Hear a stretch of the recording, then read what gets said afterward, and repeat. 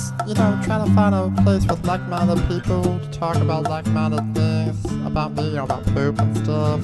Hey, Poopy, how you doing? Hey, Poopy, how you doing? Oh man, what's this right here? Is this a podcast about poop?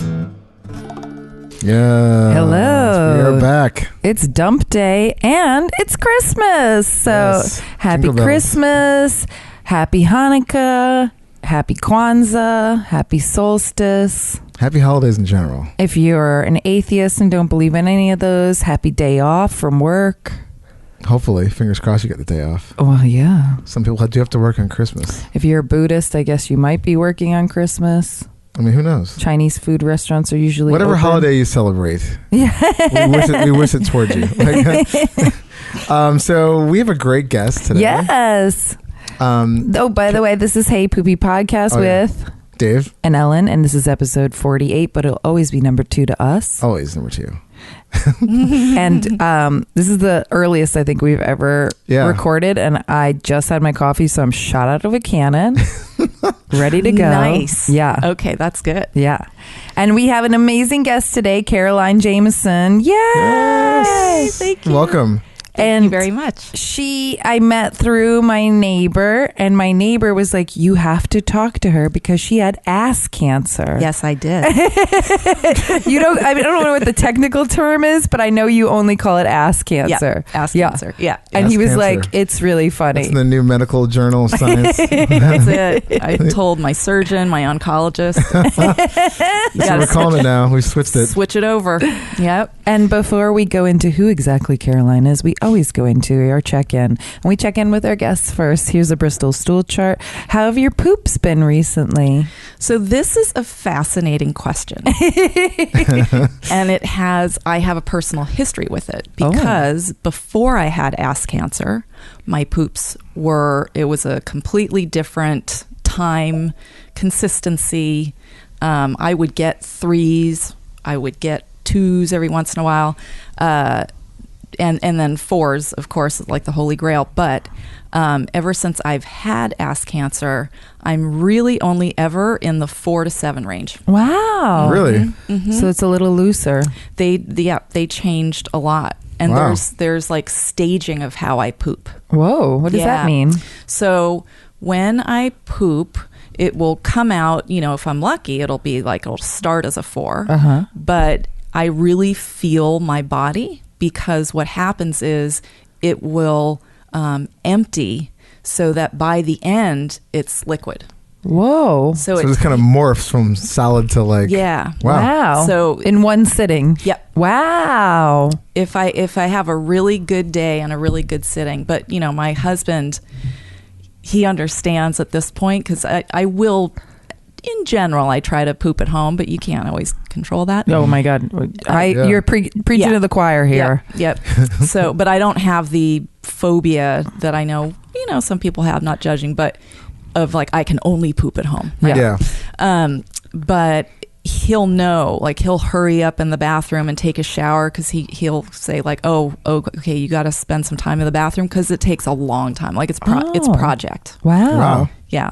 But I don't time, mind like it. 15 minutes, more or less. Sometimes it can be like a half hour. Wow. And that's all from your being sick. Yes. Wow. So, and this is something that I just think is fascinating about our bodies, which is, so the rectum, because it was rectal cancer.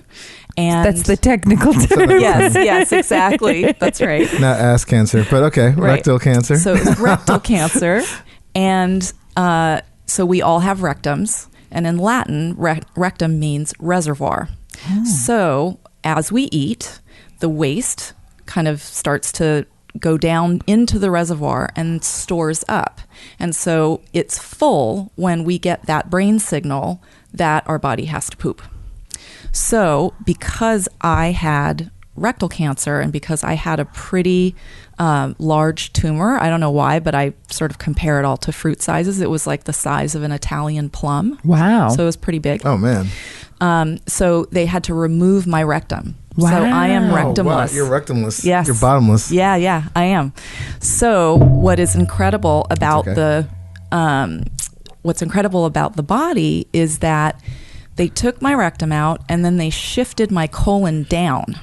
So the colon would then do the job of the rectum. Yeah.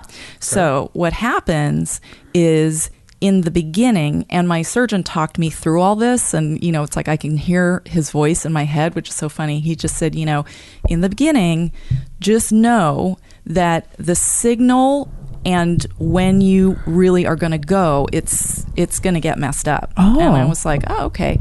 So especially because how I mean, we don't have to go into our check-in. We can go straight into like because I am so ours curious. Is nothing compared to this. So I just pooped normal today. That's my quick check-in. And normal meaning like I just had a great 4 this morning. I went to the bathroom twice today. Oh, and it's early. I was gonna go for a run, and then I decided like I'll just do it later, and then but usually I have to like go anyway right before I think I'm gonna run, and so yeah. Wait, did you? Quick. I didn't go for poop? a run yet. Oh, you haven't. But I did poop. Oh, okay. Yeah, so twice. Oh, that's good.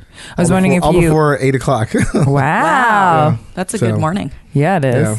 Congrats. Thank you. But I took another stool softener last night. I've been really loving stool softeners recently because I have constipation issues. Oh. And I didn't take one 2 nights ago because of my book signing. Was busy that day and I didn't want to have to poop wherever I was.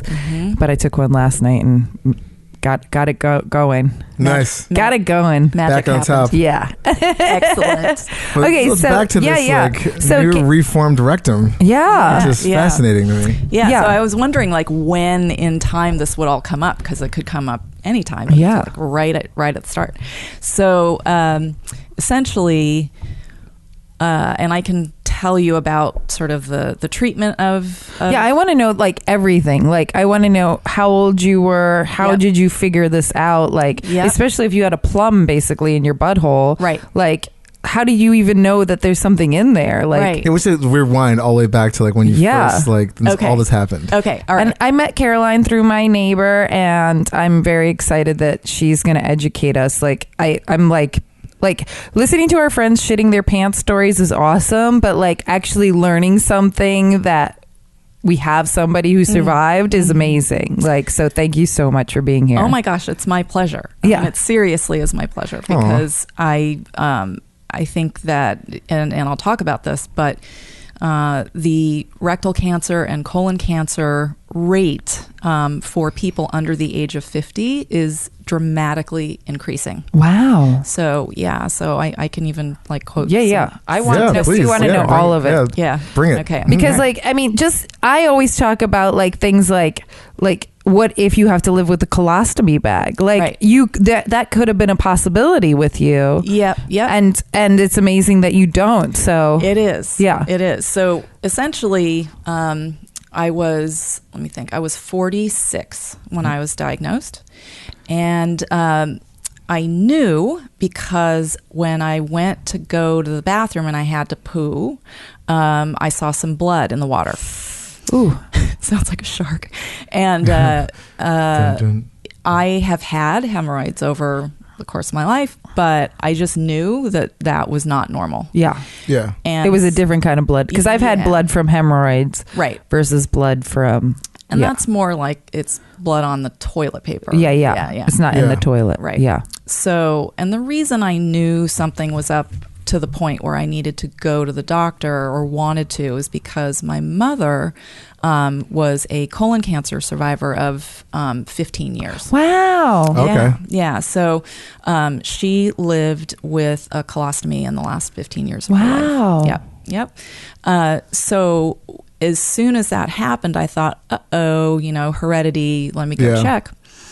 And so I had a colonoscopy and I was due.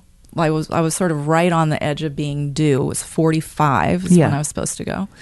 To get, because usually it's 50, but if you have a history, then In they your usually, family. yeah. Exactly. Yeah. So I knew in my head, I was like, oh yeah, I have to go sometime soon. So, there you go. It was like necessity. And the gastroenterologist who did my colonoscopy said, well, it's a good thing you don't have any cancer. And I was able to really get a good biopsy in there, like take out a good chunk for testing. And the whole process for that is just crazy too, because you have to wait like a week, more than a week for your results. And that's, very nail biting. But in any event, what then happened is he said, I'm going to send the results on to a specialist, to make sure, and you're going to go see that specialist. So I go to the specialist and, he says, oh, no. That was not nearly enough tissue. We're going to go in, we're going to do an endoscopy, and I don't even know what all is involved in that, but they're able to take a much bigger sample. Yeah. So they did that and discovered that I actually had stage 3B. Oh my God. Wow. Yeah. So, and besides the blood in the toilet, was there any other signs that you look back at that you're like, oh? Looking back, definitely. But what can happen is it can be symptomless. So that's why getting a colonoscopy is so important. Oh, completely. Yeah, of course. My father has colon cancer, had it. Oh, I mean, he's kind of in remission right now, but yeah. But he never goes to the doctor or anything. So it's just right. like, but they're treating Have you talked to yours? Yeah, I mean, I had a colonoscopy like when I was in my 20s because I thought I had something. Oh, but like more recently, because you're in your 40s now. My doctor, like within the last couple of years, I want to say, because my doctor was like, they're doing how they sort of not diagnose it, but like some of the testings have changed over the years. But since I guess technically it's in my family now. Right.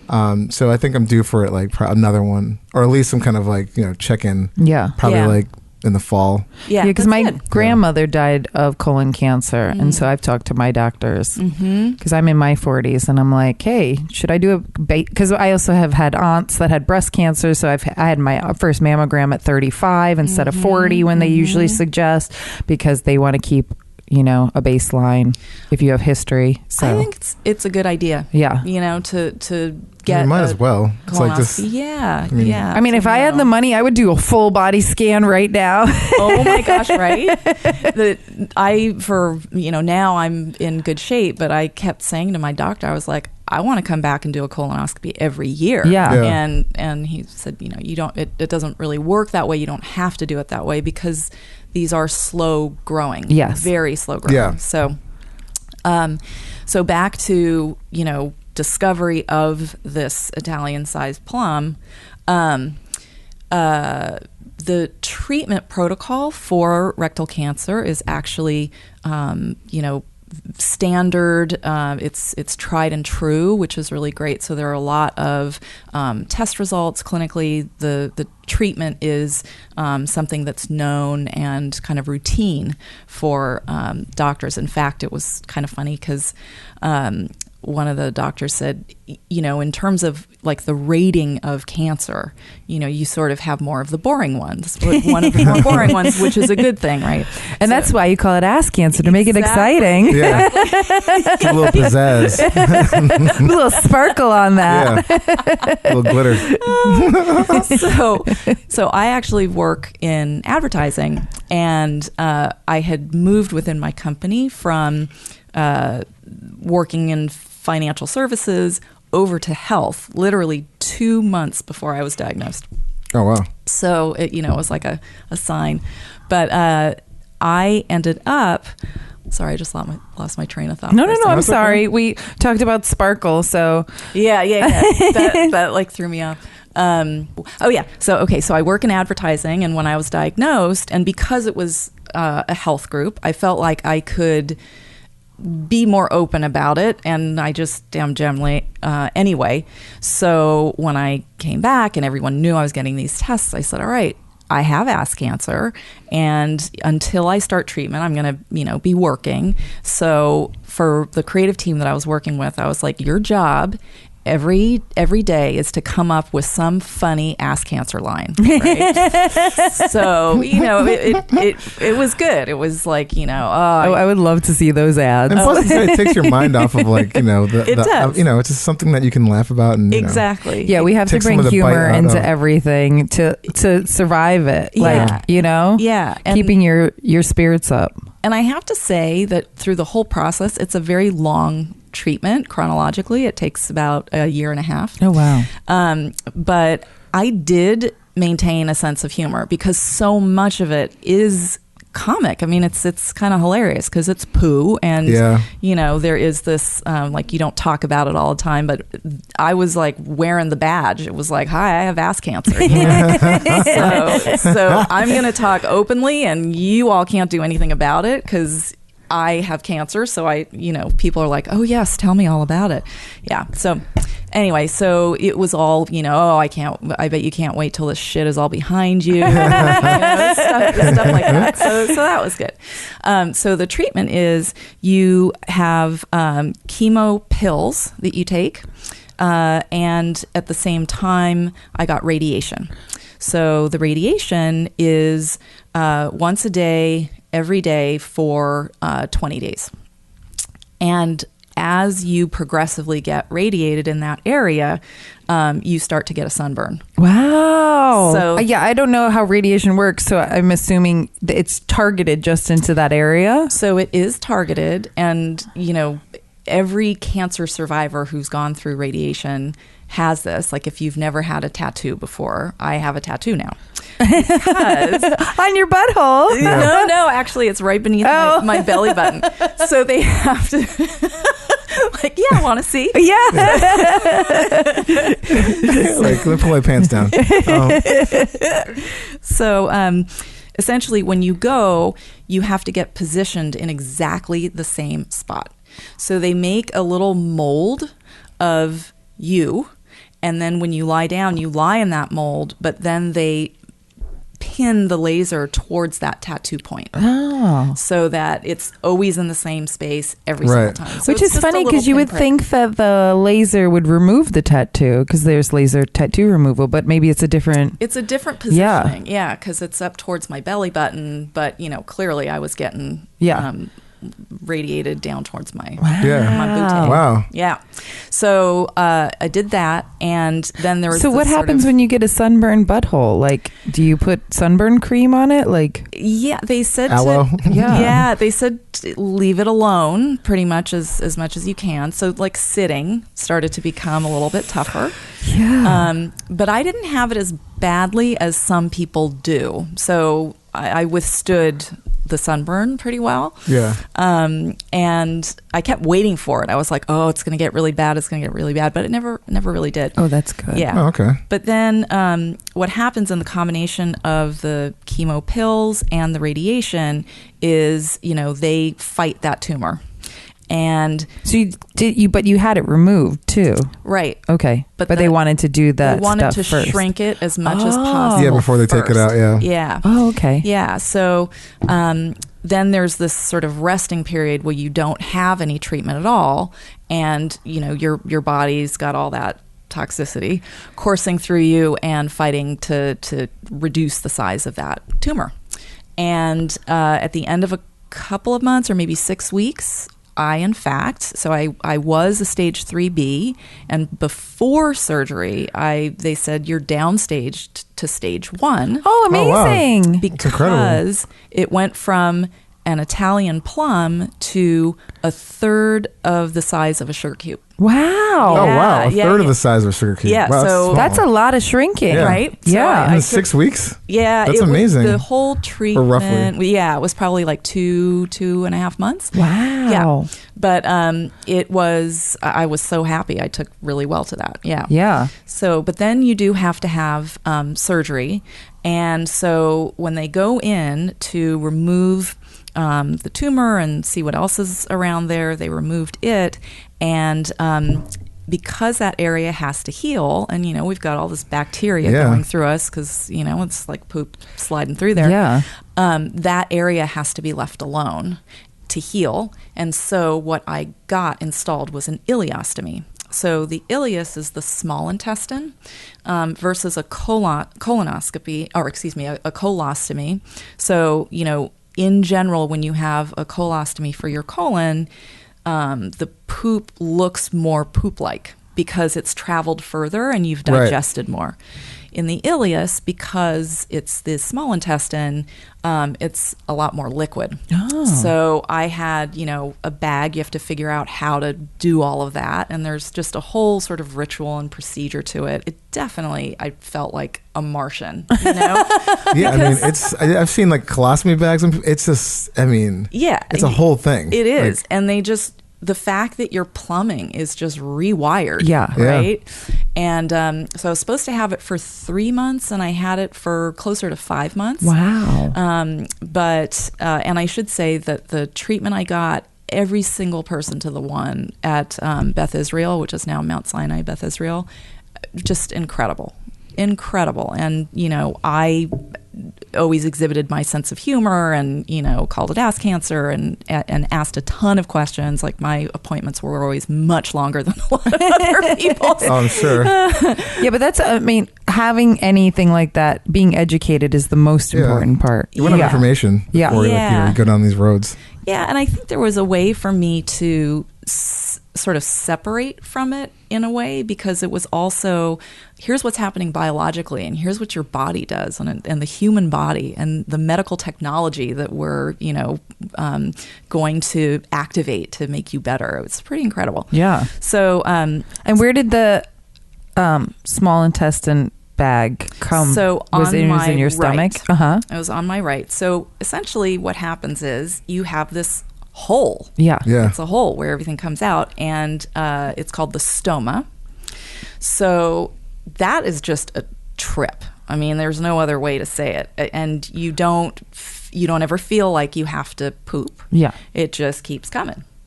And so you're not controlling anything. It's just literally just popping out into that bag, just whenever it feels like it. But were you peeing still, or you just? Oh yeah. Okay. Yeah. So, but pooping was all coming into the bag. Yes. And was there certain foods you couldn't eat because of it? So this was the craziest thing. So, in terms of what to eat, basically it was like the one side of a Denny's menu. It was what like white grandparents eat. Right. It was the was it the processed healthy side, or the generic it wasn't even. That was the thing. They said, okay, here's one benefit to having ass cancer, which is you get to eat very processed, very kind of low activity food. In the sense that you want your body to do as little as possible to digest your food. Oh, wow. So you can have all the white flour products and, so like waffles, pancakes, all that kind of stuff. So I couldn't have vegetables.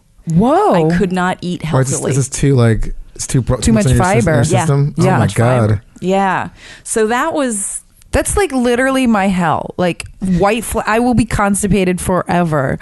And the fact that like if pancakes and waffles sound delicious, but right? Pancakes and waffles sound really good. Right. Yeah. So I did a lot of it's that. not my mouth is watering, but my stomach would be like, we'll never poop again if you just put that in us. So, right. Yeah. But here I had, basically timed, because after you eat, then you notice the production, and you've got to empty your bag. But essentially I had like a controlled Niagara Falls. I never knew when I was going to poop, so I could just eat waffles and eat mashed potatoes and hash browns. And, ooh, that sounds good. Yeah. I know. So right? after you would eat, was there obviously you might not know, but after 5 months of that, did you kind of time out, sort of okay, I ate that waffle 20 minutes ago. Yeah. Another hour it's going to pop out or something? Or is it kind of Yeah. And the thing is, it would have been harder if it popped out, in a sense. It's it's not. Or sorry, oozed out? It does. It oozes. Yeah.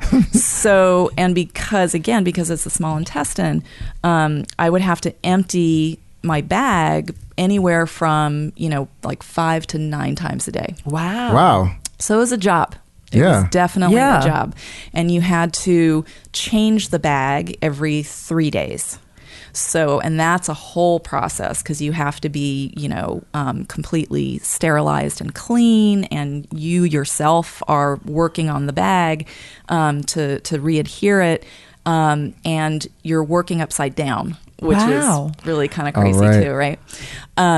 So having the ostomy was just a trippy experience, and I knew that my experience was going to likely be similar to my mother's, who at that point had passed away. And I'm grateful for that, because she would have been, oh my God, my baby, you got it from me. It's all my fault. So I'm glad she didn't have to go through that. Wait, and so you had the ostomy bag after the surgery or before or after the surgery? Yeah. Yep. So tell us about the surgery.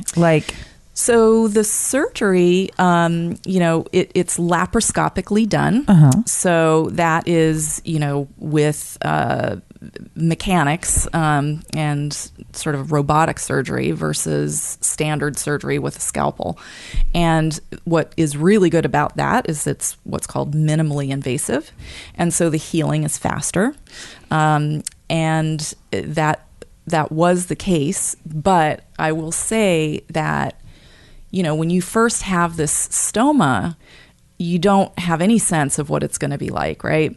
And the way they sort of, carve your body out to make this whole, it's crazy. Yeah. So I had been prepped on this by my surgeon's assistant, and they said, what you're going to want when you look down and see that area is you want it to look like hamburger meat, because that's really healthy. Oof. Right?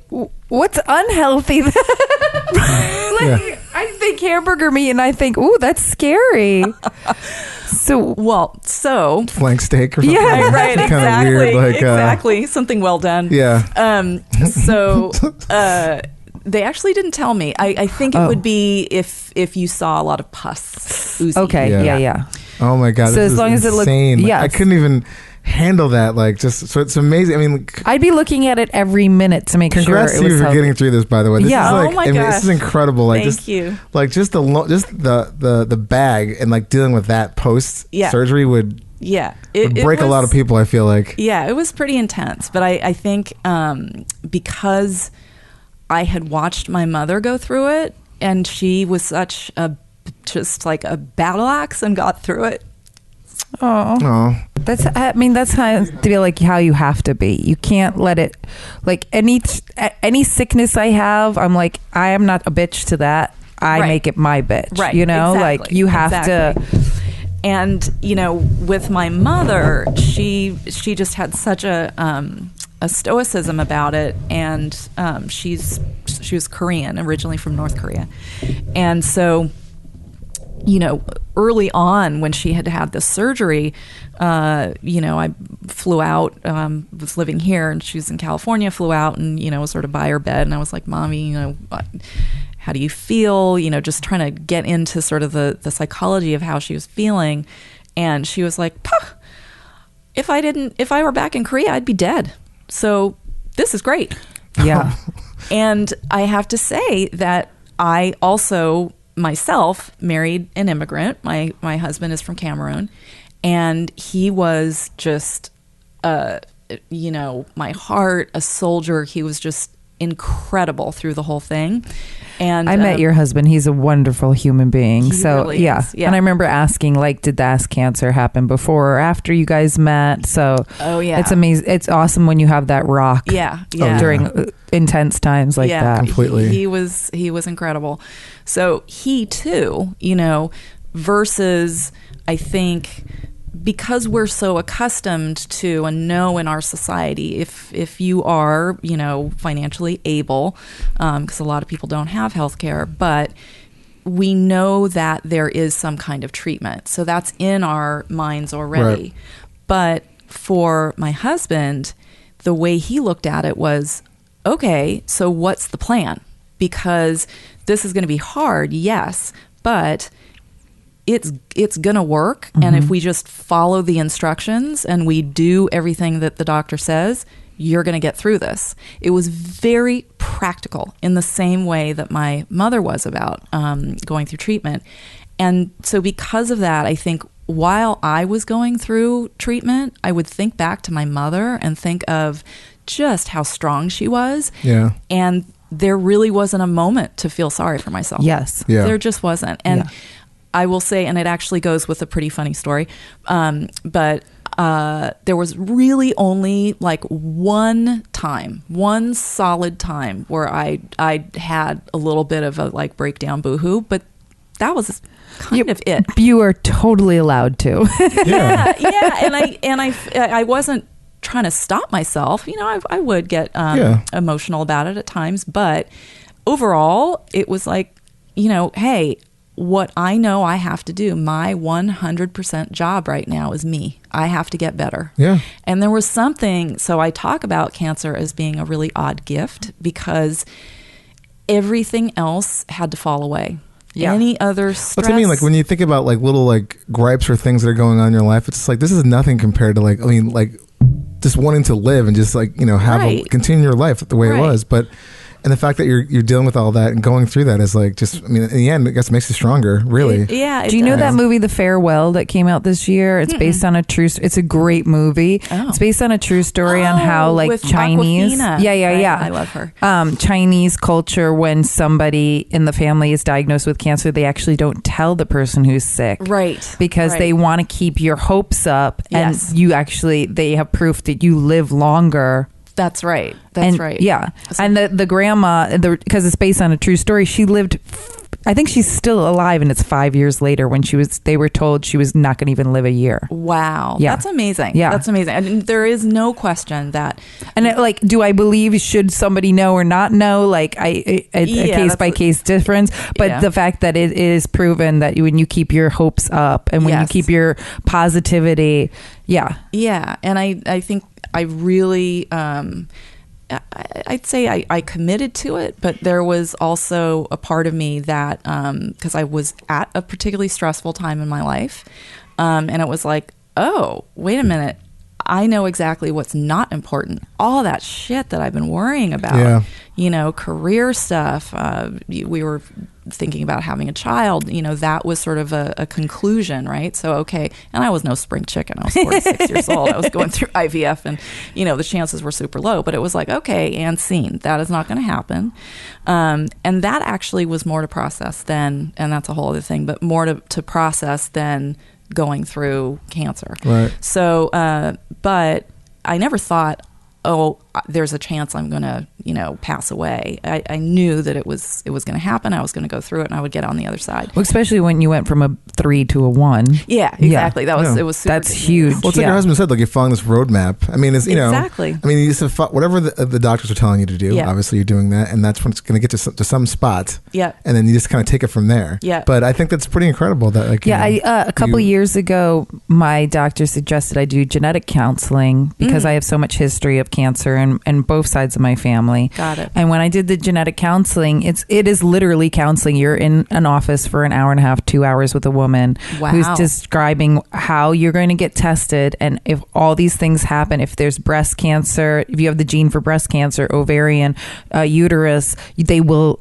suggest you have to take it out. But if it's stomach, colon, you can't take those things out, but it's heavily monitored if you have the gene. Wow. So while I was sitting there for like the 2 hours while she was I started breaking down crying because I was like, I can't believe I might lose my boobs, my uterus, my ovaries. Like, wow, this is from a blood test, you know?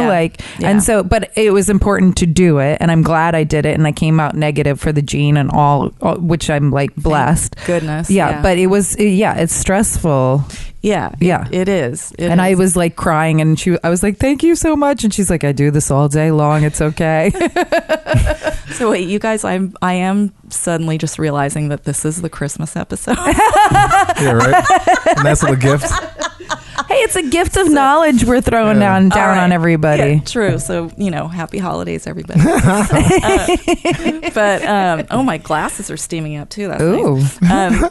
So back to sort of the bag, and I'll go through this more quickly. But the whole thing with that, I knew that I was going to have some of the same issues that my mom did. She had incredibly sensitive skin. And mine wasn't as sensitive, but it was sensitive. I was slightly allergic to the adhesive that's used. Yeah. She was really, really allergic. So I had some irritation. So what was happening is it's hanging from you, right? Okay. And you have this, totally sexy belt that you. I was just going to ask you, like, how that's my next question. Like, how does that even hold on? Yeah, Okay. yeah. You get this sexy hip belt, and so It's like a weird fanny pack. right? Yeah. Oh, yeah. Exactly. But instead of your money in your phone, you got poo in there. Exactly. And it's there the whole time. So it gets sort of strapped in, and the thing was, my skin was sensitive, and so when it started filling up and it would start to hang, I would feel kind of a tug of pain. So I was putting my fingers down, and when I did that, like to press it down in a certain space, it wouldn't hurt. So the thing that I just crack up about when I look back is I was like the ass cancer Napoleon, because I always, whenever I was walking around, I always had my hand in that place, and I was like greeting everybody with my right hand. Hello, good day. Yeah, exactly. So that, that was the sort of mechanism to make things easier. So I always had it pressed down. And what is crazy is sometimes I will automatically do that still. So it's been, 5 years since my diagnosis. But so that was the whole thing. And then the healing process is, it was about 5 months. And then in that period as well, I had intravenous chemotherapy. So I went through some sessions of that. And then, they do the reversal. So then, and that's when they shift the colon down. So like a garden hose, the colon's going to do the rectum's job. And you wake up and you've got this new, this new piping, new plumbing. So they didn't do that right away? The shifting of your colon down? Like when they did your surgery to remove the tumor in your rectum, because they removed the whole rectum. No, because I don't think they could, right? Because you've got to have the like roto-rootering to. Yeah. So you basically, from your large intestine to your butthole, had nothing going on there. I think that's right. Yeah. So it was like. Yeah. So that it could really heal. Yeah. Yeah. Wow. Yeah. That's even more interesting, because I assumed they would do it all in the same surgery. No. Wow. So you've got to let that heal. And then they take the bag off and they reroute your plumbing again. Yeah. Yeah. Wow. I mean, probably too, because like if they did it all at once, there'd be all the scarring possibly that could potentially happen. That could screw up all kinds of stuff. Yeah, and that could become an issue. So it was a second surgery. Yes. Wow. So I had a second surgery. Yeah. So there was all sorts of, honestly, like comedy throughout, because it's like you can't make it up. You've got this, you're like liquid poop in a bag, and sometimes it would burst. So I was looking. I could see this as a movie. Holy like you shit! It burst. Oh yeah, at work or something, or yeah. So there were 2 times in particular where there was a burst, and the one time, and like sort of subtract all the pain and like, whatever, I was going to the emergency room because I had what's called an ileus, and it's when your plumbing is rerouted. Very few people get this, but I did. And your body is trying to figure out what its new job is, but it's still doing its old job. And so your organs start to kind of go the wrong way, and it's pretty painful. Wow. Yeah. Oh my God. So I I had didn't think about that. Like just, Yeah. It's crazy, right? No. This whole thing was a trip. It was a trip. So, my poor friend Trisha, she came and picked me up. We went to the emergency room because Hervé had something that was going on, and we get out of the cab, and because I was in a particular amount of pain, I wasn't thinking about emptying my bag as much. Of course. Gotcha. Yeah. Clearly. That was probably last on your list. Yeah. So So we get out of the cab, and I'm, like walking towards the emergency room, and it's Beth Israel on whatever 2nd Avenue and 19th Street, and that place is like just an ugly zoo. Yes. They actually are demolishing it, and it's being. I've had a lot of surgeries done there. Yeah, so, yeah. It's like walking into a train station. Yes. Yeah. So anyway, so I get out, and all of a sudden my bag bursts. Oh my God. Right? And so I'm standing there, and Trisha looks at me, and she's like, I'll go get a wheelchair. I'm going to go get a wheelchair. And so, she races in. So I'm like shuffling, because I'm a little bit still on 2nd Avenue. So I'm getting up on the sidewalk, and, I've got like poop everywhere, but it's liquidy poop. And so it's, down my legs, down my shoes. Oh my God. So, and I'm trying to like side shuffle. And I look up, and I realize that at ground level, there's this big set of bay windows, and it's the physician cafeteria. Oh my God. And they're like, well, I'm not eating anymore. No, actually, they're probably like fascinating. Yeah. So I literally, because I was doing this weird side shuffle because the bag was like hanging off, I was like trying to maintain myself. I looked, I didn't really make eye contact with too many people, but I for some reason had my hands out. So I was like doing jazz hands as I was sidling into Beth Israel. Oh my God, that is hilarious. Oh my God. Okay, so the other talking about pooping your pants, but that's like not in. Yeah. That's like yeah. It's just because I had a skirt on. Yeah. So, but the other time was this was literally the one time that I had like a big boo-hoo, like I give up, I'm feeling sorry for myself moment, but it was still pretty spectacular. So the fact that you could take your boo-hoo moment and turn it into something spectacular. Yeah, it was pretty great. So it was my husband's Christmas party. Aww. And he was working at an engineering firm in Connecticut. And so the partners of the firm were very white. And they had the Christmas party at a golf club.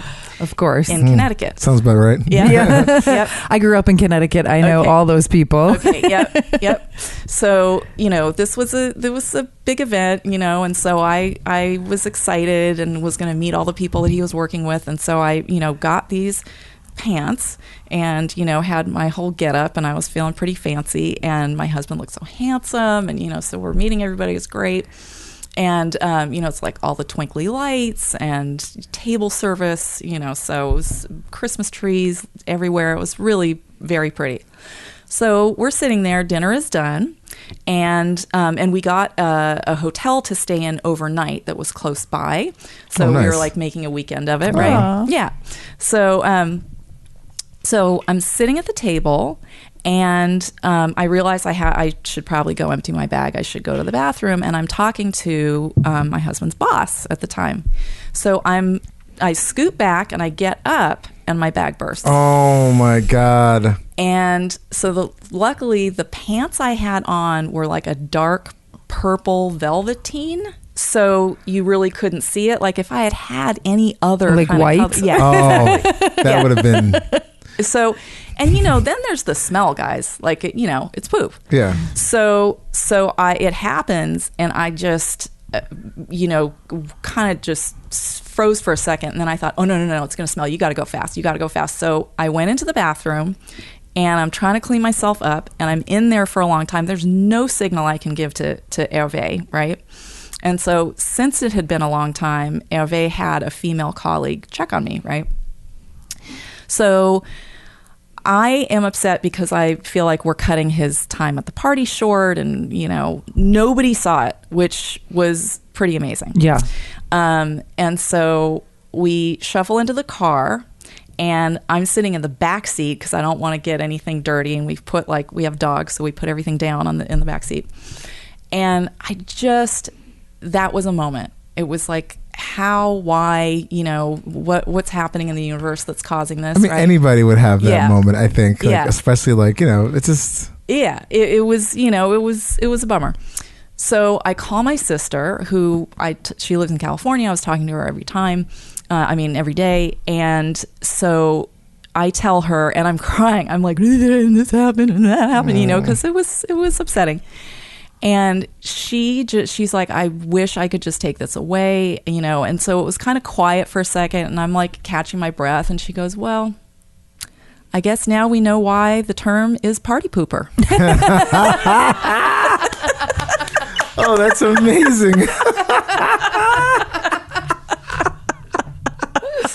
And a hoity-toity Connecticut country club party pooper. That's even better. Yeah. And sounds like a statement. Right? Yeah. Right. Exactly. I meant to shit at your party. Yeah. Oh, that is so great. But it really was. Like, she said that, and it took everything away. I mean, it was the best punchline for something that was so ridiculous, and she just came with it. It was That's amazing. That's a good one, though. Right? It is. Yeah, that was a really good one. Yeah, no, I love her forever for that. That was amazing. So yeah, I now have sort of a different way that I go to the bathroom, as I mentioned, because it goes from sort of solid to less solid. But what the doctors said is that over time, you'll notice kind of in every 6-month period, you'll look back and you'll say, oh, this is actually a little bit better. It's a little bit better. And that is really how it went. And, kind of about a 2-year time frame. So it was sort of still changing, still getting better. And, but in the beginning, when you are first rerouted and your colon's been shifted down, it is crazy because the colon is still figuring out it has a new job. Yeah. It hasn't quite figured it out yet. So you guys, you're basically a baby. I was wearing Depends. My favorite. Yes, that is Ellen's favorite. Yay! So I was wearing Depends, and I essentially, I would sit there and I would think, oh, I have to go. Oh, I just went. It was that fast. Wow. Because your brain cannot tell you fast enough, and your colon Okay, I know that the human body has over 60 sphincters in it, and the only sphincter that we are very familiar with is the butthole. But I do know that right near the butthole, there's another sphincter, and that's the sphincter that, like, if you put sex toys in, it sucks it up because it's constantly trying to pull up to make sure you don't shit your pants. So when they took all that out, I'm assuming you had that sphincter removed because that's part of your rectum. Yep. So they slid down your colon. Did they make a new sphincter, or like how does that work? Like, I don't know. Yeah, I'm so curious. Yeah, that I don't know. I can ask. Because the sphincter is just like an opening that opens and closes, right? And so your whole body has I would just be happy that I can just shit regularly again. Right. Like, I don't care with the sphincters anymore. I'm like, okay, cool. I want to take a minute. I want to know all the mechanisms. Like you don't have to answer this question, but I was telling somebody I was interviewing you, and they were like, "What about ass sex? Does she still have like?" And I was like, "I have no idea if she even wants to go near that, but like, who would?" No, I know, but I'm just saying, like, you don't have to answer it. Like, I will happily answer that. No. And I was like, I wasn't even thinking about that. I was just thinking the poop angle. Yeah, I mean, that's a point in my life. There was pre, and I'm very happy I had it, and now I don't do that. Yeah. Because it's a tender area. Yeah, and it's a baby area. You do not want that. Answer is because everything is smaller. Yeah. It's just smaller. Yeah. So, and that happens through radiation and through chemo. Wow. There's sort of a slight shrinking of things. Yeah. Do you think your poops are like smaller because of it when they do start coming? They definitely are skinnier? Yeah. Wow. Yeah. Well, since I'm somewhere between a 4 and a 7, it's never quite skinny. But then when it starts out as a 4, is it like, it's not like a solid log, it's like a skinnier. I don't ever have the kind of solid logs that I had Yeah. Wow. Yeah, they're just different now. Yeah. God bless all of it. God bless you're alive. God bless you got through it. God bless you could poop still. Like, yeah. No, it is an amazing thing, and I look at it and feel grateful, and know that just kind of through all of the advantages that we have in medicine, that I'm lucky for that. I'm very lucky. Just medically and like I guess design wise, like how they reroute stuff. Right? That's incredible. But then your body is still like, wait, what? This we don't take a left here. Right. We go straight down. Yeah. It's like why are we going this way now? Just like then after a while your brain's like, okay, I guess we're going this way for a little bit. Yeah. So the weird thing about it is like at a certain point, like over the course of 2-3 weeks, the colon clicked in. Wow. Yeah. And it was like, oh, okay, this is my job now. Well, especially because the colon was like out of commission for the 5 months you had the right, and never had the sphincter's job. Yeah. Or the rectum's job. Yeah. So the idea that, I am now in a place and it took, I definitely had accidents along the way, which were all crazy. Like, so in the beginning, depends. I'm using Desitin. Like, What's Desitin? Oh my gosh, you don't know what Desitin is? Do you know? I've heard of it, but It's basically baby butt ointment. Yeah. Oh. Yeah. So Okay. my wife uses it sometimes for if from like chafing from riding her bike sometimes. Oh yeah, Like a little bit near Desitin is her a cheeks. miracle. Yeah. Wow. Yeah. No, I I know had this Desitin. It's like a butt paste kind of thing. Oh. It you know. is. Oh, and it's like really thick, very right? healing. Yeah. And it has a funky smell to it. It's got sort of a Oh, I know that baby butt smell. Yeah. well, it's like ointmenty. almost like a fishy smell. Yeah. I think Oh. there's cod liver oil in it. Yeah. Oh. So I was using a lot of like baby rash ointment, but then over time, your body gets accustomed and gets better and better at doing the Like job a baby. that it wants to. Yeah. Because a baby doesn't poop its pants its whole life. It Right. becomes a toddler and then Yeah. a child and learns how to poop. Yeah, exactly. And so I never thought about it that way. The 6-month increments are about right. Yeah. Yeah. Yeah. So Wait, so any statistics? Like, do you know about ass cancer statistics? Yes. Like, because I'm curious, when I had hyperparathyroid, and that's insanely rare. But thankfully it's near the thyroid. So like parathyroid and thyroid are two different things, but they're next to each other. So you just go to a thyroid doctor. But I'm curious about like how many people who have had ass cancer and then had their rectum removed and then realized when they could bring the colon down. Like I'm curious, like when did that start? Because it's probably a newer thing. Like, and if the statistics are like 100,000 people have ass cancer a year, then maybe that's.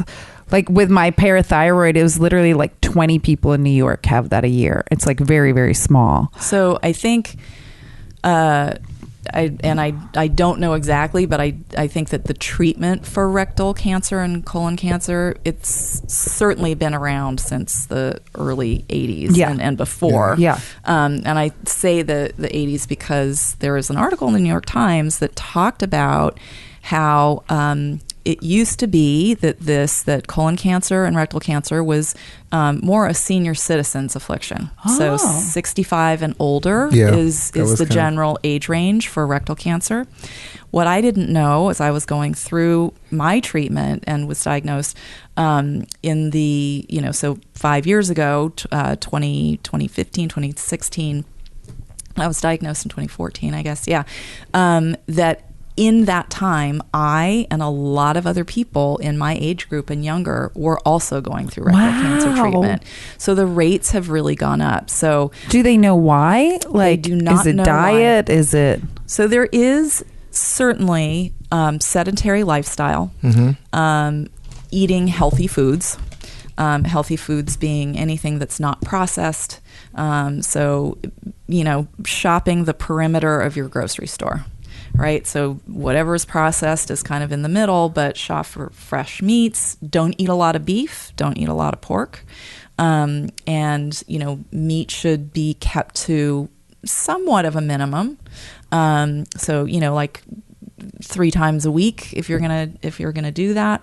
For like chicken and small fish. portions too, especially. Yeah, like and it's also different from what you had to eat with the waffles and the pancakes. Yes. So you got to indulge during that part, but then when you were like, I was kind of ready, right? Yeah, for salad and crunching. And I was gonna say, so like when you started eating like sort of like healthier foods again, did it wreak havoc on the new rectum? The other thing that I did, and I think it was certainly a result of going through cancer treatment, is I decided to stop eating flour and sugar.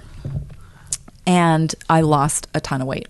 So I had been pretty overweight, and I'm now, I think, about 75, 80 pounds down. Wow. Yeah. I mean, sugar is insane, like how much sugar is in everything. It is. And, I think there's sugar, processed foods.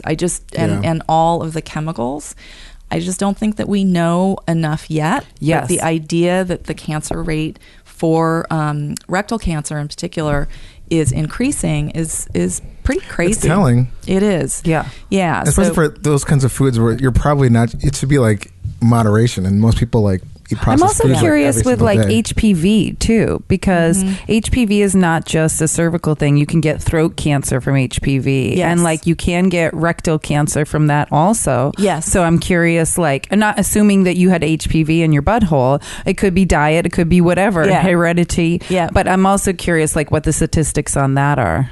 We talked to an anal surgeon in an episode a couple months ago, and he was telling us all the statistics on why you should get your HPV shot. Even if you've had an HPV breakout, it helps with like the other 8 strands and stuff. So I had my vaccine this year when they changed in 2019. They changed it to 45 and under. Before that, it was 26 and under. Oh, interesting. So I think there definitely is that correlation and progression from HPV to cancer, which sucks. Because there's like 7 different, there's like mouth, throat, penis, like all different kinds of cancer. It's not just a pap smear thing. So right, exactly. Yeah. So essentially, the rectal cancer incidence among adults in their 20s increased really sharply. So rising 3.2% a year from 1974 to 2013. Wow. That's a lot. Yeah, it's a lot. What was the age group again for that? So it was rectal cancer rates in adults in their 20s. But like 3% every year? Yeah. That's a lot. Yeah, it's a lot. That's like, because that's almost 3 decades right there. So Yeah. I wonder if it's like diet, environment, like it's gotta be all of those it. things like kind of And combined. I think there's a lot about weight and sedentary lifestyle too. So I was carrying a ton of weight, and I definitely was sedentary, and so all of those, along with sort of the biology, heredity from my mom, I think that there was a point where it was probably bound to happen. Yeah. Because like, does your doctor only do colon, rectal, like yes, they're specialized in that? Yes, colorectal. Yeah. So did they tell you how many surgeries they do a year, or?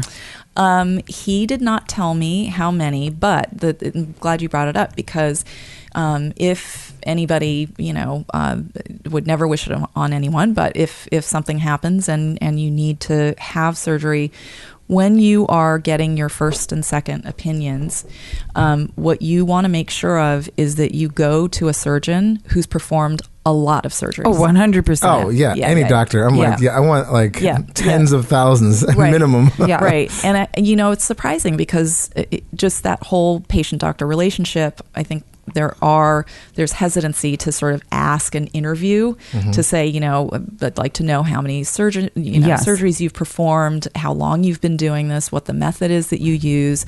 And, it's your body. And it is something. I went with a friend recently who was diagnosed with cancer, and I went with him to his appointment, and I asked those questions. Yes. Because I said, look, you don't have to, because it's all a haze. And that's the other thing. When you're diagnosed, you're hearing about probably one of every 3 sentences that they're saying. And, to press on that. So I did do that actually at the advice of my surgeon. Yeah. He said, the questions to ask me are this. Ask me how many surgeries I do. Go get a second opinion. That's a great doctor. Yeah. Most doctors probably don't do that. A lot, I'm sure. I think he's definitely the exception to the rule. Yeah. Yeah. When I had my parathyroid, my doctor had done a bunch of thyroid, and you can barely see my scar because I was lucky. Yeah. But I don't see it. He told me, he was like, I have this new surgery where I'm doing it through a cutting through your areola. Woo. on your boob and blowing up your chest with air to bring it like laparoscopically up. And I go, no. Oh, I was like, the fact that you even said you're doing this as a new thing, I don't want to do that. I was like, do it the old school way. Yeah, I don't care about having a scar, and I don't want my tits touched. Right. Leave my boobs alone. Oh my! As soon as you said cut through the areola, That's so weird. I'm out. It's just interesting. I mean, I'm fascinated with like the science of it, but it's also like that's a weird track. Yeah, it is. But I guess people don't want a visible scar. But God bless my scars. Like if I point it out to you, I see it. Mm-hmm. But he did it in the wrinkles, so it like works with the wrinkles in my neck. So no, I would never know. Yeah. But like, I was like, no, we're not doing new. We're doing old. I like old. Yeah, I like old and true. Tried and true. Tested. Exactly. Yes. So that's why I'm curious about like moving your colon down, because there's probably people with rectal cancer in the 80s and 90s who still live with a colostomy bag today. They didn't know that option of moving. So there's, there might have been an option. Exactly. Those processes might have been in place yet. I think too, everybody's diagnosis is different and your body makeup. For me, this was a procedure that I could do. The thing that I am also super grateful for is what can happen after rectal cancer, depending. And it's just because your body will do this, one can get anal leakage. Wow. Yeah. And I do not have to worry about that. I'm so grateful. And, but I do know that can happen. And it's because, and not from eating those, what was those potato chips with that oil Olestra? that gave people anal leakage. The old Olestra. On the bag it said anal leakage. Yeah. And it's like, what? Yeah, it was like, That's when Lay's changed. That's what I mean. That's a perfect example of processed food. It's like, why are you fucking with this? It's like, But it was fat-free on oil. the market, Yeah. right? Because it was fat-free oil. And there's still so you could idiots eat your that eat that potato. shit. Yeah. Yeah. so it's just like, there's still dumbasses who are like, yeah, whatever. There was also, I don't remember the name, but there was a weight loss drug years ago that was on the market and was one of those ridiculous pharmaceutical ads on TV. Was it Fen-Phen? No, because that was non-FDA approved. This was FDA approved, which makes it even worse. But one of the side effects that they had to say during the commercial was, I think it was anal black oily discharge. Oh my God. And there's still people that are going to just grab that pill. The fact that they said that in a commercial and people were still taking It's like, it. yeah, I'll do it to lose weight. Yeah. Right? It's just, I mean, when I'm constipated, that sounds great, but no. Oh my God. Yeah, it's pretty nasty. Anal leakage is something I never want. Well, ever. So after you get through all your surgeries, everything's set up. You're going down the road to recovery. Yes. Are they giving you like ideas for like pelvic floor exercise? Like, is there things like tight? Like, do you like? Oh, interesting. So no, they didn't suggest any of that, and I think that anal leakage happens not because you can't keep it in, but because and Dr. Joseph Martz, shout out to him, he said that try as you might, and you've done a ton of surgeries and you get them all right, but then there's always one, is there could be a slight hole. Gotcha. So you can't control that. Yeah, you can't control that kind of stuff. As much as I think one would want to, but that is something that you just can't predict. Yeah. So they do everything possible, and every once in a while that is something that just happens. Oh man, I would not want to be that every once in a while. Oh my God. It's like everything's been great, but you got a tiny little leak. You're yeah, like, what? I know. And the thing was, they were telling me all this beforehand, this could happen and that could happen. I'm like, and I was laughing. I was like, since I do not have a choice, like I'm going to have this surgery, I would much rather not know any of this right now. But legally, of course, they're going to tell you. Yeah, let's cross that bridge when we get to it. Also, look, that sucks. But, right. I mean, you get your life back. Yeah, which exactly. is that you can't really like replace that. Like a little anal leakage versus like your. Right. I'll take the. I'll take it.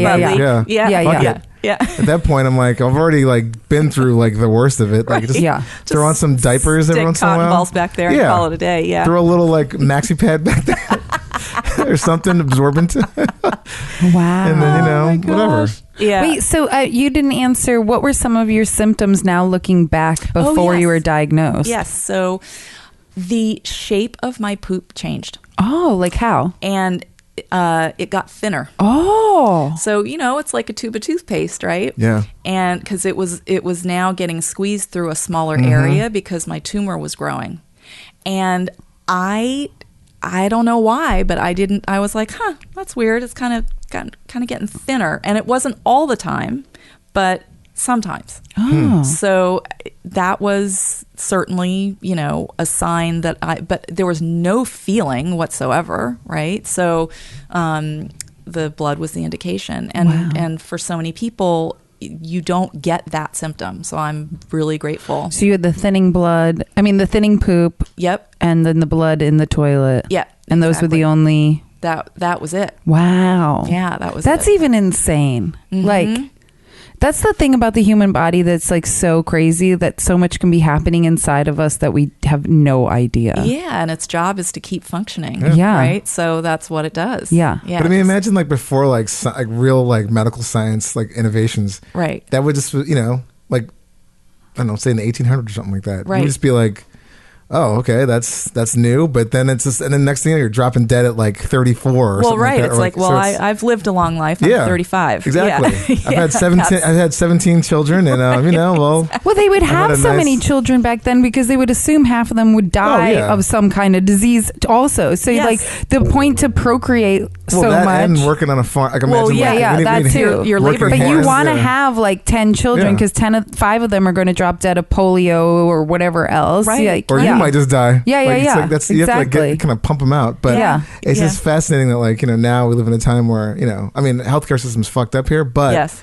when it works, or like, for the most part, exactly. you can get diagnosed with things and find out what the hell's going on, as opposed to being like, well, I don't know. I was listening to another podcast. I don't remember which one, but they had Bill Nye as a guest. And Bill Nye basically was like, if you're going to ask me what is the best time period to live in, it's now. Because we are like, the now is always the best time. Yeah. Like there's never, it's there was like, never make it great again. That's because now is the best with all the knowledge that we know and all the science and all the, like, there might be some darkness to it, but it's much better. 100%. Yeah. In terms of, being able to be diagnosed with something and getting treated, it's changing every day and advancing every day. So, and I kept thinking about like, there's going to come a time if I'm lucky and I'm in my 80s, I'm going to say, back then I had a bag. Like I just feel like there's going to be something else. Oh, totally. There's probably someone's working on it right now. There's that one the gene. Yeah. There's that one thing where they've trained dogs to sniff human buttholes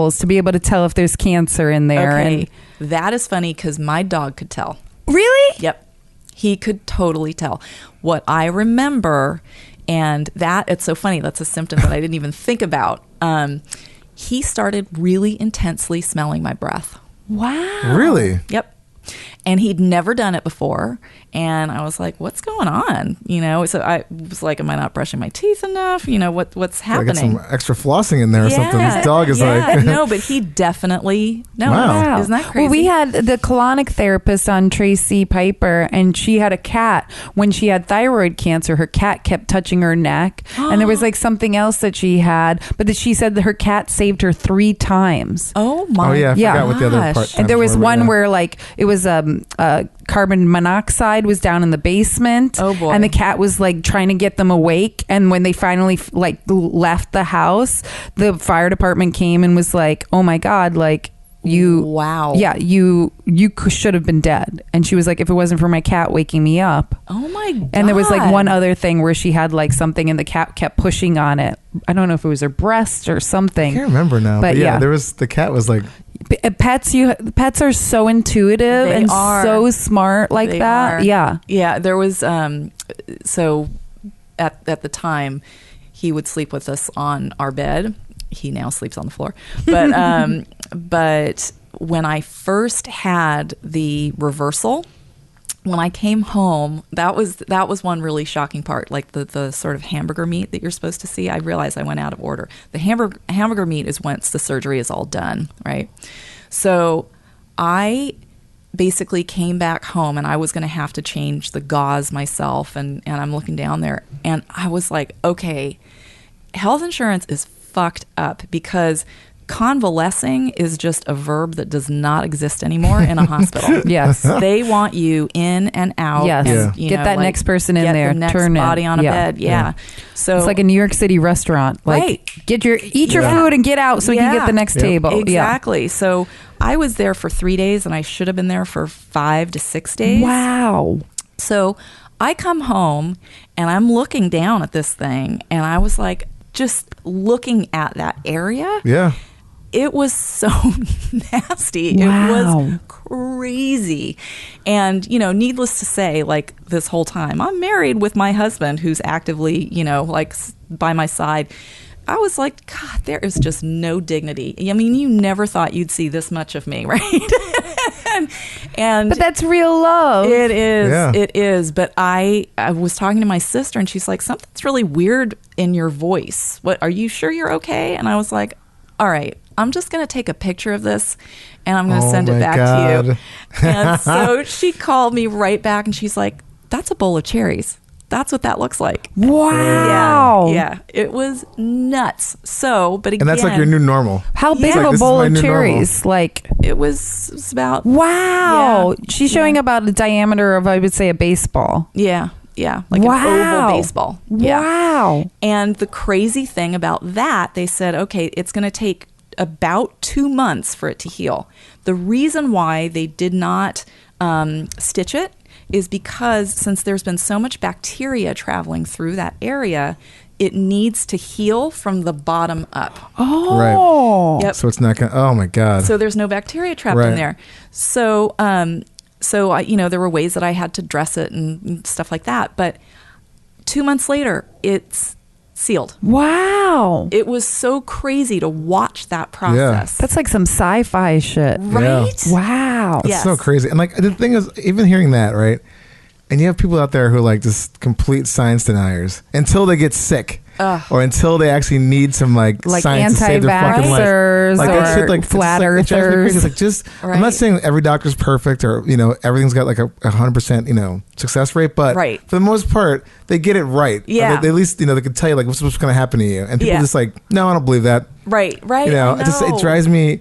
I just want to like bash your head against the wall because you're like, really? All right. Wait, so another thing. So your second surgery where they brought your colon down. Yeah. You were in the hospital for 3 days after that. Yes. And so I know, and you, even when you broke your leg, they don't want to let you go until you poop. Was that one of the things? Yes. Were they like, you are not allowed to leave the hospital? And that would be the first time my doctor did not say, and I'm looking back, my doctor did not say anything like that. Oh, really? I got my leg fixed, and then I just like there wasn't any one thing. There was no. I had to go a tiny bit of like physical therapy in the hospital, and then. Oh, I thought you had to poop. I before pooped. You No, left. I didn't. Like before. I don't want to. We talked in an episode, but like I didn't go to the bathroom for like a week. Oh no! But I was waiting in the hospital for a week because my doctor had just left to go on vacation. Oh, come on. So I had to wait like a week till he came back. He wasn't in New York City. This is in upstate. Yeah. Okay. New York. And then I had to wait like a week basically for my surgery to start. Oh, now I get it. Yeah. So so like they usually with bigger surgeries they want you to poop so they know things are work, but this is literally pooping is you can't. Right. Like I mean the normal way. I guess. Right. No, but this pooping is so the thing that they wanted me to do, the biggest thing that they were hoping for is I needed to fart. Oh, really? Are you serious? Yes. That's even funnier. Ooh. They're like, you can't leave the hospital until we hear some wind. Yeah, exactly. Wow. Exactly. And what was funny is Dr. Martz, in that like sea of pre-language of like, you're going to go through this and this might happen. He's like, and then at the end of all of it, you fart and we have a party and you get to go home. Dr. Farts. Dr. Farts. I just like can imagine like you farting and confetti coming out like a full party. Oh my God, that's so funny. And good night, everybody. Oh my God. I have to tinkle. I'm sorry. Okay. On that note. Well, now that you're back, what was your question? Oh, Mike, how much work did you miss? Or So I ended up being away from work for about 8 months. wow. Yeah, it was a long time. Yeah. But like I said, I had just moved divisions to the health division, which thank goodness they Yeah. were so understanding. And I also thank goodness, because I had been interviewing outside of the company at the time. I was getting a little itchy. But I decided to stay, and because of the tenure of the time that I'd been there, I was covered throughout. Oh my God, That's bless. incredible. That's God amazing. bless. Right? Wow, that's amazing. Yeah, Wow. yeah. No, the company was amazing. There was a time when I could have gone back. But it was, my doctor was like, look, it's up to you. You know, you may feel like you're a little too, raw to go back. But I thought about it. But at the time, my company had just moved to a building right near Penn Station, and which I'm like, that is the rectum of New York City. Yeah, that was like that waiting room, the ER you went into at Exactly. Beth Israel. Exactly. So it was maybe like a month window where I could have gone back. And at the time there was just a lot of like political stuff that was going on. So, at the company. So I decided to stay home, and it was like, okay, wait a minute. That says something that I would rather stay home with ass cancer than go back to work. Yeah. But no, it was a moment in time. It's a lovely, lovely place. So Excellent. yeah. Wow. Yeah. It's very cool that they took care of you like that. So grateful. Yeah. Very, very lucky. And it was fantastic insurance. That was the other thing, just which is something for another day and different podcast, but just how this healthcare system really feels like it's designed to confuse you. Oh, you know? yeah. Oh yeah. Yeah. No, we Did had you have a we patient had advocate? yeah. Well, so I had a wonderful, wonderful person who has become a really good friend. We met at work and, instantly knew that we were going to get along. And she was just coming back from having gone through cancer treatment.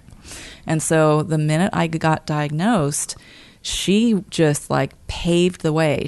As soon as I said, yes, unfortunately it's happened, she was like, okay, I'm going to go to HR and I'm going to figure out all the benefits that you get, the time that you get off, don't you worry about it. I'm going to do that. Wow. And then she went with me to my oncology appointment where I was going to go through the plan. She took notes, she asked questions, and then when we got back, she read through the notes with me.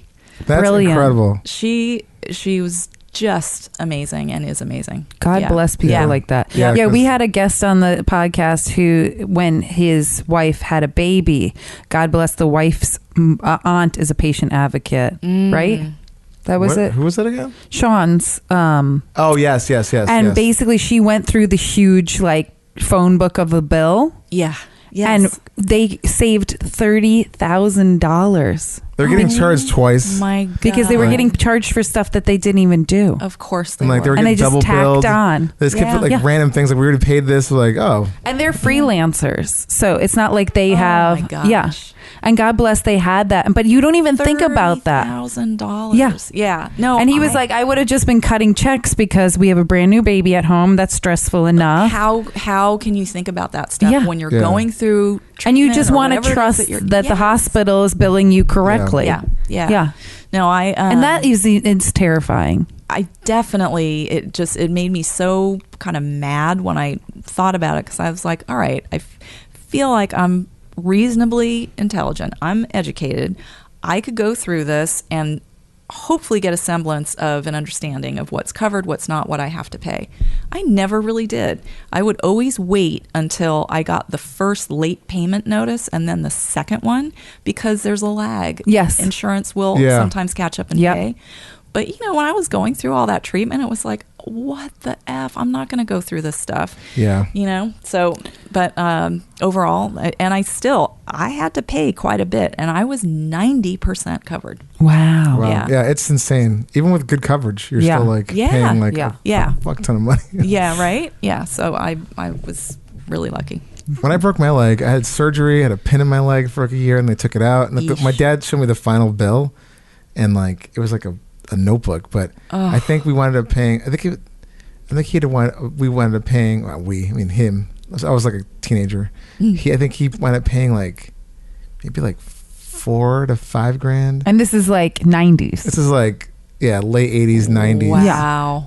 That was then. And that was like, terrible. but the whole bill was like, I think $35,000. Wow. Woof. But a lot of it was like, like $75 for Tylenol. Right. You're like, for one pill of Tylenol, $75. Yes. And that was like, he's going through each one, and I'm like, this is in Western New York. So Right. like, I don't even know what it's like Right, now. It's like crazy. The itemization of all of that, it's just astounding. So like bedpan, Right. like those little piss bottles, Right. like those things that you're like, what? You don't even think about when you're sick. Yep, that's right. But So- it cost you $75. Yeah. Jesus. Yeah. But I think he wound up paying like I think he might have only paid like, it was pretty nominal for like, you see that giant bill. Yeah. But like, it was crazy. Yeah. I broke my toe when I was little in Italy. We were on a family vacation. Went to the hospital because I was in so much pain. We didn't know what was going on. Went to this Italian hospital, had all these x-rays, had 3 doctors around me. I think I was like 9 or 10. My dad gets the bill because they were like, do you have insurance? Do you blah, blah, blah. It was $32. Yeah. And my dad was like, what? You just had 5 x-rays done of your foot. Wow. $32. I don't know. It's like, what kind of country are we living in? There needs to be some kind of way, like if you can combine like an European type style healthcare with like just to mesh it where you're still getting the quality of it, but you're also like not paying, like you're not going bankrupt for like a broken arm, Right. or like a broken toe or something like that. Yeah. I mean, if I broke my toe here, it would have been thousands of dollars. yeah, like it just needs to be like a way to like sort of itemize these things and like make it streamlined, which I'm sure is like there's just like There is a way. They make it sound like the government makes it sound like there's no way it's possible, but it's totally possible. No, to it's do all this completely stuff like that. possible. To get like really good care and like because once you have like a healthy population, things are like possible. Right. Yes. And Right. you're not worrying about like oh my god, like I gave birth to this kid and it's gonna set me back like another like $50,000 or whatever. Right. Or they're basically booting me out of the hospital. With a newborn after 2 days. Yeah. Yeah. So it's just like one of those things where I mean it can be done, and I don't think It most definitely, like, because and- there are first world countries that do it. yeah. Yeah, I mean, I've had friends that have been like from Europe, like, oh, it's not as great as you think it is. I'm like, it's still better than like, again, like if you're going for like a broken arm, which sucks, but it's just like, okay, it's a broken arm. That shouldn't like bankrupt. You should come out with a cast on. Here's some medication to come back to me in like whatever 3 months or whatever how long it takes for a break. That should be end of story. Right. Like right. done. I get like there's like way more complicated types of surgeries and everything like that, but I mean still it's like we can figure this out. Yeah. And I don't think privatization is like the way to go. No. And if you're going to do that, at least get those people that were going to do this and like put them in government as actual experts that can like actually navigate this stuff. 100%. But yeah, but it's crazy. Like the amount you're still paying out of the ass. You're paying out of the ass after having your ass completely like violated and You have a brand new asshole and you're paying out of it. Oh my god. Oh my God. Ridiculous.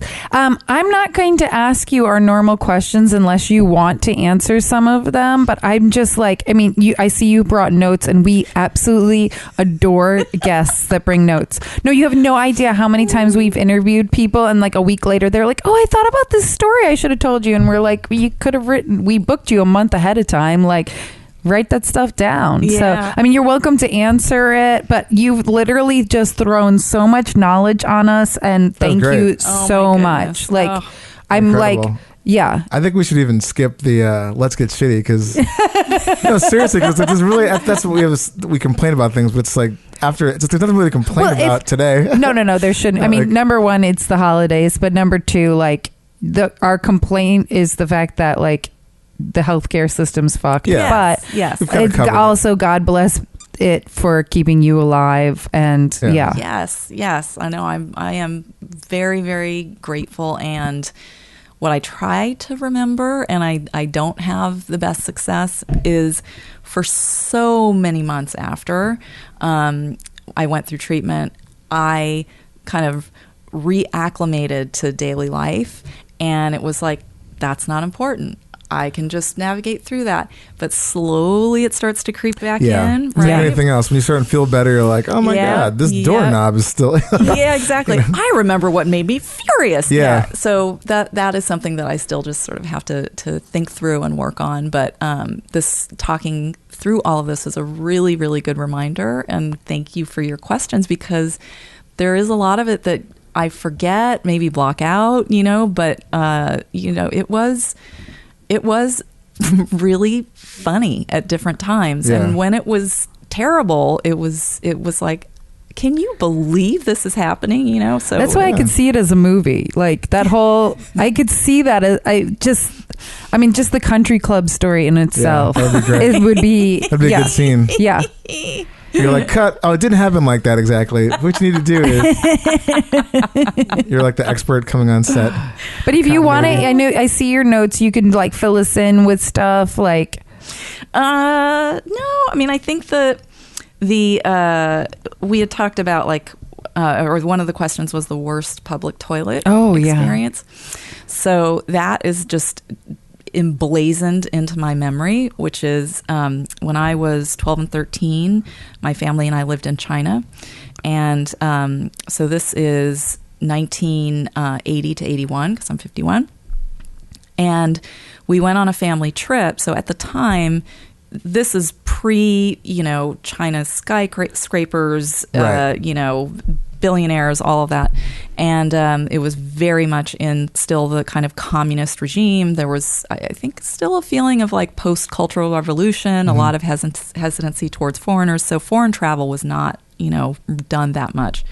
But my family and I went to Tianjin, which is a city with a lot of history of colonization. And there are German restaurants and, English tea houses, at least back then. And there was a restaurant called Kiesling's. And so my dad he said, we've got to go to this place. This is the place to go. I don't even remember the food. But my mom said, all right, let's make sure we go to the bathroom. And throughout that time, and what I remember in a lot of my childhood, because we spent a lot of time in Asia, is a squat toilet. Oh, yeah. Turkish toilets. Yeah. So, and, not just a squat flushable toilet, but what they just call a hole, a squat dry toilet, no sewage, right? So I turned the corner because they told us to go outside of the restaurant. So we turned the corner and I look, and there is just going up the wall, just piles of poop. Oh my God. Just like pasted up along the wall. Oh my God. And it was so horrifying. I'm looking at it thinking like, okay, is it just that they don't have somebody that comes and cleans this out? They're just gonna, they like throw it to the wall, but it was sort of like a hill, and so my jaw is on the floor. It was God. the nastiest thing. Oh my ever, God. ever. Hell to the no, no, no. Come on. Hell no. To the no. Yeah, that's disgusting. Oh my God. Yeah, it was crazy. And so, because a lot of times with those holes, they like dig it, fill it up, cover it over, dig a new one. Right. So you're just like throwing it. Oh my God. So let's put it over there.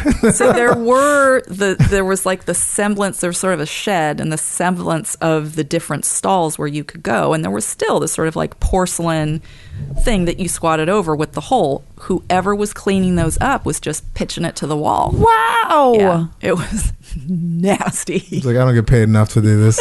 He's like, it's getting lined up over here. Also, how did the smell not permeate the entire fucking restaurant? Right. So it was winter.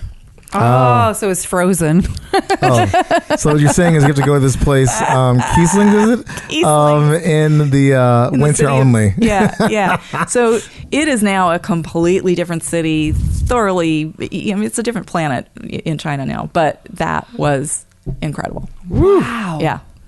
And I, as a kid, I do remember going to the bathroom and squat toilets and always having this kind of fear of like, what if I fall in? Yeah, because you're tiny. Yeah, because you're little and you're balancing and looking down, and you're not looking at, you're looking at a combination of a bunch of people's stuff. Oh, my God. Yeah. Yeah, that was like That softens you up, though, right? Tracy Piper was talking about that because she grew up in the British Islands. What is it? Oh, it was Jesus. But they were squat toilets there because it's in the Caribbean. Well, they had like a outhouse. Yeah, she yeah. She had to use. So Oh, yeah. similar. But she was so tiny that her grandma was like, "You're gonna fall in. We got to go buy you a potty." Oh my god! And so she like bought her basically a bowl as a potty, and she had to learn how to clean her potty out. Oh my gosh! Oh my gosh! Because she was so tiny, they didn't want her to fall in. She had her own self-cleaning oven. Yeah. It's oof. Yeah, that's rough. So that was a big one. Wow. Yeah, so I thought that was a good one to mention because I was kind of looking through the questions, going back in my life, and I was like, there's that time. And especially like there's a time where you're like a little kid where nothing bothers you, but you're 12, 13 going through puberty, like everything was a chore. Yes. And terrible. Yeah. No, it was pretty bad. Wow. So we turned the corner right back around and left. Yeah, I imagine so. The only other question I had was, do you guys ever talk about pet poop?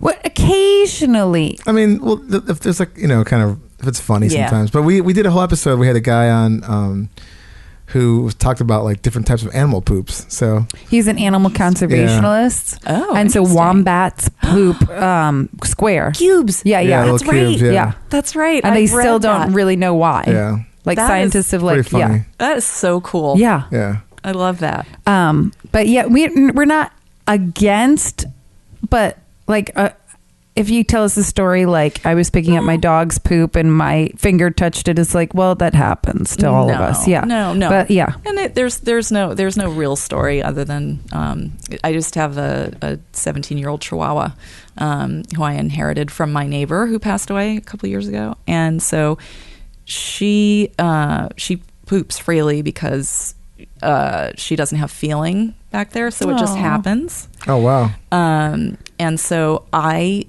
definitely deal with poop a lot, and it's usually at night. I can't get her off the cycle. Aww. So it'll happen at night, but thank God she is a 4. Nice. Solid all the time. That's good. Yeah Chihuahuas probably small poops too. They feel pretty human sized. Really? It's astonishing. Wow. Yeah. No, she is a healthy pooper. Wow. I've had so much constipation problems in my life that I've looked at my animal's poop and been jealous. Oh yeah, exactly. And how when you take your dog out on a walk, how does their body just automatically say, okay, it's time, I'm going to produce a 4? Yeah. Right? Yeah. It's pretty amazing. Yeah. I know. I wish I was like that. I know. Like my poop there's no schedule. There's no rhyme or reason for Well, it. animals usually they're eating kind of the same meal for like. Yes. I mean, ever. Yeah. Not ever, but I mean, there's variations, but for the most part, it does not. They're like, oh, we're having chicken tonight. We're having turkey. It's just like, whatever grub that you get, that's what they're eating. And then maybe some table or scraps. I'm having nachos and a big gulp, right? It's very healthy. Yeah. Yeah. I mean, that's what we have. Like, if you get a dog that like actually eats some chocolate or some like just something really bad they shouldn't eat, then it's just like a whole, you're like waiting for that nightmare. I mean, I haven't had a dog in a long time, but occasionally that would happen. You're like, oh, no. Yeah. Well, Dave had a Let's Get Shitty a couple episodes ago where he had his yoga mat down. He walked out of the room, came back, and the cat shit on it. So, yeah. I was but like, she's a senior kitty. Yeah, I think sometimes she just gets like, she's like, I gotta go now. And then sometimes it's happen. a political statement. Yeah, especially with cats. Yeah. Well, that's the thing. I've walked around. I'm like, you have all your food. You've been. I don't know. Other than like, you want more pets. I don't know what. Your litter box is clean. Like, what is going on here? You have nothing to like. You have the best life. So yeah, she probably just wants some attention. Yeah. She's like, your yoga mat's getting more attention than me right now, so I'm gonna shit on it. So annoyed. Oh my gosh. Yeah. The Chihuahua that I have, so she was living with my neighbor Lee, and in the last like year and a half of Lee's life, she was getting paranoid. She had, some dementia, and so she wouldn't let anybody walk the dog ever, and she wouldn't let the dog go out. So Holly would do her business, and I swear it was like she developed human hands. She would take her blanket and just like pack it underneath, put the layers on top. They're all gone, and she'd just sit on top. So that's something that she was doing, and she still does a little bit. She tries to like pack it in and just put a blanket on top of it. Yeah, so it's always a treat to find. Anyway. Sorry.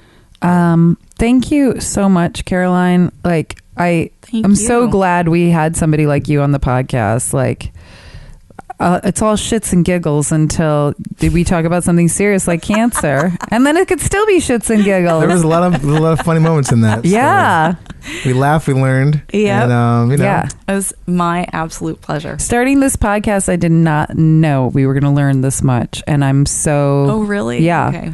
The education we've gotten in the past year has been incredible. You guys are, scatologists, really, at this point. I know. I think we've got our 10,000 hours in. I kind of don't want that title, but fine. I'll take it. Right? Can you imagine? Like, do you put that on your resume? Well, I always make jokes like, well, I'm an expert in poop. Yeah, there you go. And you are. When we met and you were talking about the podcast and all the different people that you've interviewed, it's really exceptional. Yeah. It's varied for sure. Yes. Yes, it is. It's very cool. I've been having a lot of fun doing this. But I love learning stuff. Yeah. Especially weird things. Yeah, it's fascinating. Yeah. Like, really? Shaped poop. Yeah, right? exactly. Once you know that, you don't. You can't, you never forget it. Yeah. Yep. Anyway, so we're going to do this news story real quick.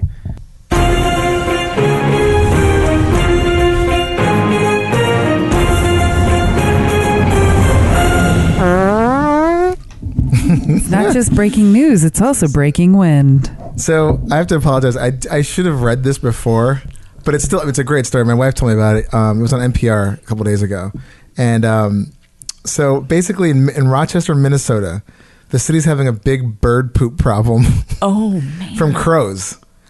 So once a year in the winter, the downtown area, all these crows sort of fly in. And it sort of intensifies. It's like you can't even it's like the sky's like black at certain spots because there's so many crows. But the problem is, it's like a Hitchcock movie. I was just thinking that. Yeah.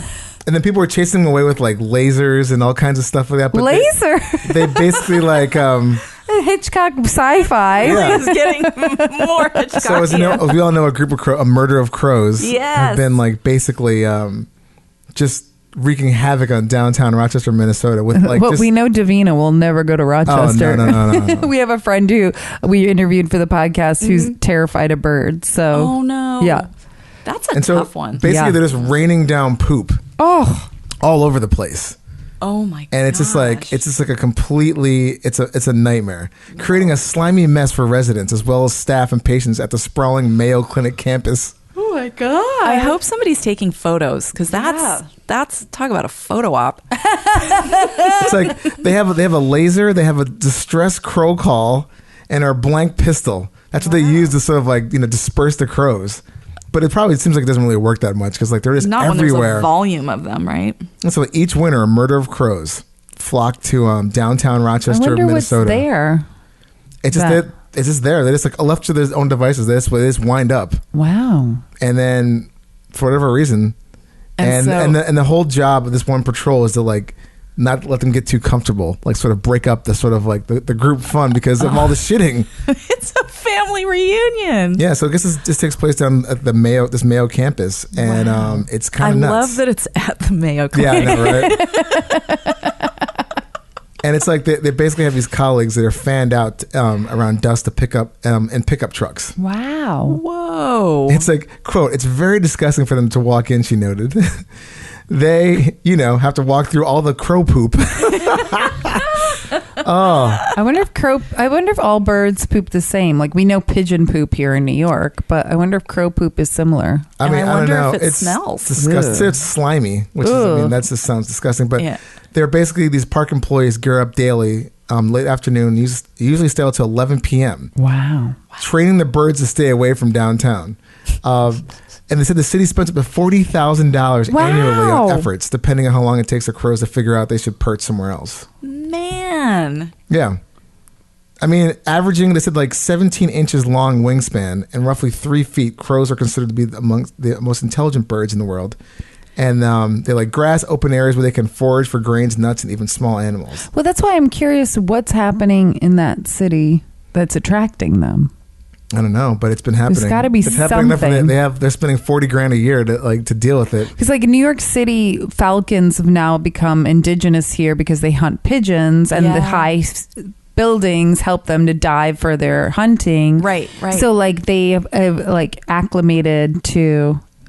And you would never think so many falcons would live in New York. Right, exactly. This is December, but like in mid-November, they do this every year. They arrive for the season. So I guess they just kind of like migrate there.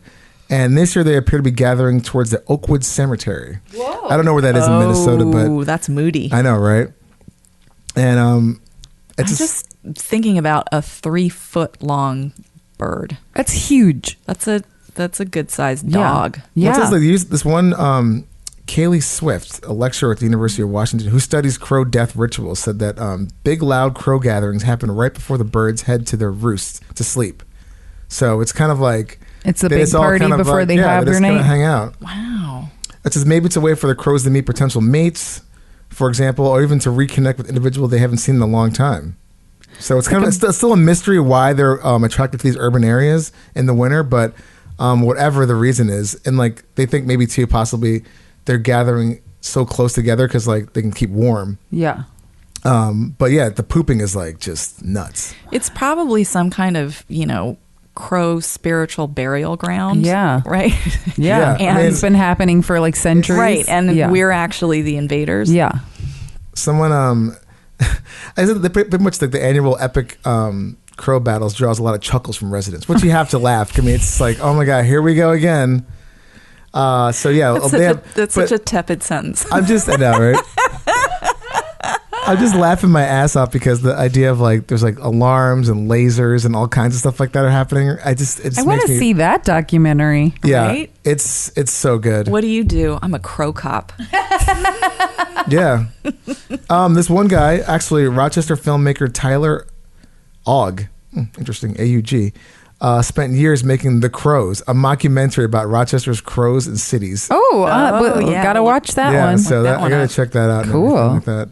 So yeah, Rochester, Minnesota during the winter, man. Watch out for that crow shit. That is so. It's everywhere. Wow.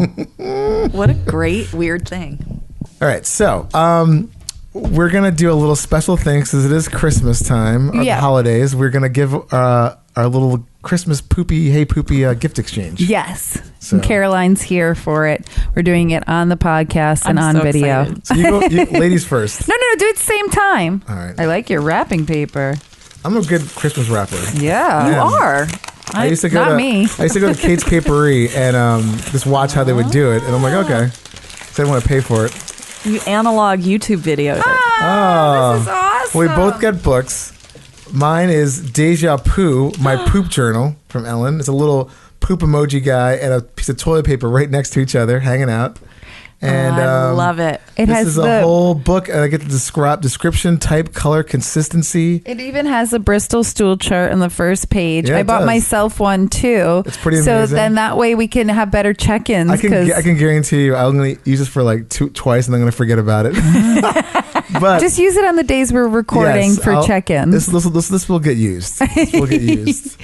Show the great book. Oh yeah, I keep forgetting to record. Deja Poo. Oh my gosh! And then I got Fartology, Extraordinary Science Behind the Humble Fart. Aww. So that was in a raffle prize at Stand Up Take Your Clothes Off, and I was DJing, quote unquote, hitting play on my iPad, and I got on mic and I was like, I need to get that book, and then my friend Christian hooked me up with it. He's like, I feel like you need this, so.